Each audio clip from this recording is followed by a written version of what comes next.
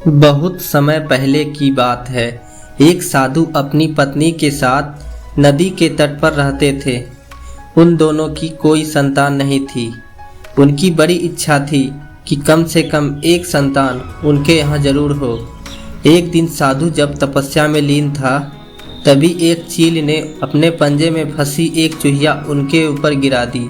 साधु ने उस चूहिया को घर ले जाने का निश्चय किया, लेकिन उससे पहले उसने उसे एक लड़की में बदल दिया।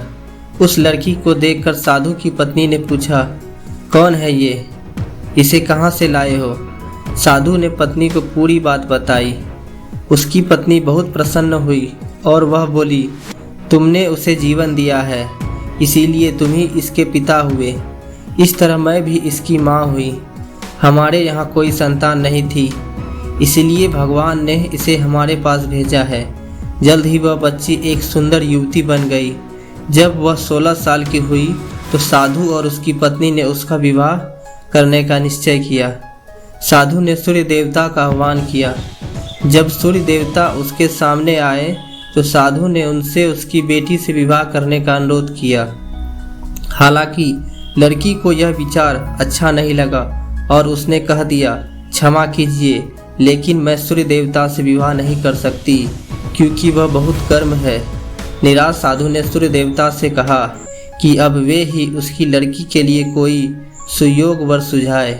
सूर्य देवता ने कहा, बादलों के देवता से आपकी लड़की की जोड़ी सही बैठेगी क्योंकि वे ही धूप की गर्मी से उसकी रक्षा कर सकते हैं। साधु ने अब बादल देवता से उसकी लड़की से विवाह करने का अनुरोध किया। इस बार भी लड़की ने विवाह से इनकार कर दिया और बोली, मैं इस काले व्यक्ति से विवाह नहीं करूंगी। इसके अलावा बादलों की गरज से मुझे डर भी लगता है। साधु फिर से उदास हो गया और उसने बादल देवता से अनुरोध किया कि वे ही कोई सुयोग वर सुझाए।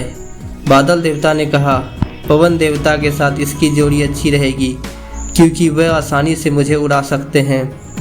साधु ने जब पवन देवता से विवाह का अनुरोध किया, इस बार भी लड़की ने विवाह से इनकार कर दिया और बोली, मैं ऐसे अस्थिर व्यक्ति से विवाह नहीं कर सकती जो हर समय यहाँ वहाँ उड़ता रहता हो।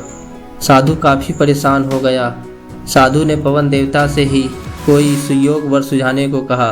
पवन देवता ने जवाब दिया, पर्वतों के राजा बहुत मजबूत और स्थिर हैं। वे बहती हुई हवा को भी आसानी से रोक सकते हैं। उनसे आपकी लड़की की जोड़ी सही बैठेगी। साधु अब पर्वतराज के पास गया और उससे उसकी लड़की के साथ विवाह करने का अनुरोध किया। हालांकि इस बार भी लड़की ने विवाह करने से इनकार कर दिया और कहा, मैं ऐसे व्यक्ति से विवाह नहीं कर सकती जो इतना कठोर और ठंडा हो। लड़की ने साधु से किसी नर्म वर को खोजने को कहा। साधु ने पर्वतराज से सलाह मांगी। पर्वतराज ने जवाब दिया, किसी चूहे के साथ ही आपकी लड़की की जोड़ी अच्छी रहेगी क्योंकि वह नर्म भी है और आसानी से किसी पर्वत में भी बिल बना सकता है। इस बार लड़की को वर पसंद आ गया। साधु काफ़ी हैरान हुआ और बोला, भाग्य का खेल कितना निराला है। तुम मेरे पास एक चूहिया के रूप में आई थी और मैंने ही तुम्हें लड़की का रूप दिया था। चूहिया के रूप में जन्म लेने के कारण तुम्हारे भाग में चूहे से ही विवाह करना लिखा था।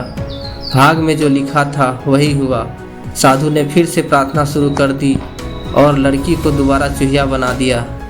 तो दोस्तों, आपको यह कहानी साधु की बेटी कैसी लगी?